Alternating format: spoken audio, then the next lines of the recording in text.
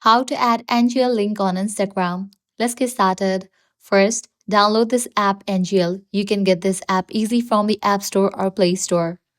Once completion of its download process, launch it. Click on Get Started. Now confirm your age. Select the year, then month, then click on Continue. Now you have to select where do you want to use NGL.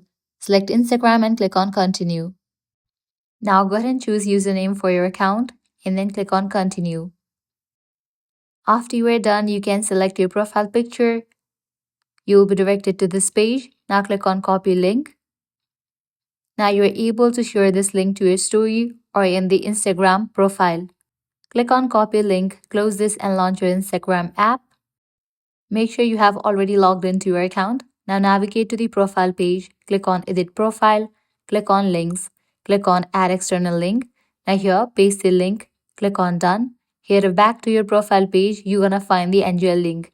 Likewise, to add this link to your story, click on this plus icon. Your camera will open up. Now, take a background picture. Then, click on this sticker icon given at the top. Now, navigate to the option Links.